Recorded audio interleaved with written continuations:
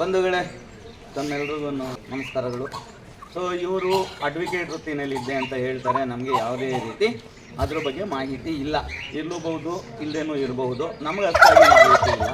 ಅದರ ಜೊತೆಗೆ ಅವರ ಸೀನಿಯರು ವೆಂಕಟರೆಡ್ಡಿ ಅಲ್ಲ ಮೇಡಮ್, ವೆಂಕಟರೆಡ್ಡಿ ಸರ್ ಜೊತೆ ನಾನು ವರ್ಕ್ ಮಾಡ್ತಾಯಿದ್ದೆ.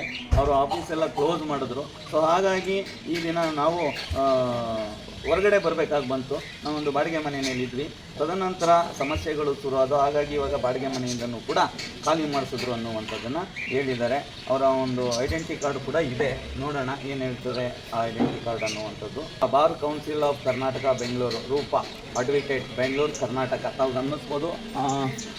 ಸತ್ಯ ಅವರು ಹೇಳ್ತಾ ಇರುವಂಥದ್ದಕ್ಕೆ ಪ್ರೂಫು ಕೂಡ ಇದೆ, ತಾವು ಗಮನಿಸ್ಬೋದು ನೋಡಿ. ಮತ್ತು ನೋಡಿ ಅವರ ಡೀಟೇಲ್ ಐ ಡಿ ಕಾರ್ಡ್ ಕೂಡ ಇದೆ. ಸೊ ಇವತ್ತಿನ ಪರಿಸ್ಥಿತಿ ಅವ್ರದ್ದು ಹೇಗಿದೆ ಅನ್ನುವಂಥದ್ದಕ್ಕೆ ಹೇಳ್ತೀನಿ. ಸಾಕಷ್ಟು ಅವರ ಜಡೆ ನೋಡಿ ಯಾವ ಥರ ಆಗಿದೆ ಅನ್ನುವಂಥದ್ದಕ್ಕೆ ಈಗ ಅವರನ್ನು ತೋರಿಸ್ತೀನಿ. ನೋಡಿ, ಇಷ್ಟು ದಪ್ಪ ಜಡೆ ಆಗಿದೆ ಅವರ ತಲೆಯಲ್ಲಿ. ಭಗವಂತ ಏನಕ್ಕೆ ಅನ್ನೋದು ಗೊತ್ತಿಲ್ಲ, ಬಟ್ ಈಗ ಅವ್ರ ಆರೋಗ್ಯಕರವಾಗಿರಲಿ ಅನ್ನುವಂಥದ್ದೇ ನನ್ನ ಒಂದು ದೃಷ್ಟಿ. ಸೊ ಹಾಗಾಗಿ ಒಪಿನಿಯನ್ ಕೇಳೋಣ, ಏನು ಹೇಳ್ತಾರೆ. ಅಮ್ಮ ಇದೆಲ್ಲ ತೆಗಿಬೋದ್ರಾ ಅಮ್ಮ? ಅರ್ಥ ಆಗಲಿಲ್ಲ. ಕೇಶ ಅಂದರೆ ಕೂದಲು ಪೂರ್ತಿ ತೆಗೆದುಬಿಡೋಣ.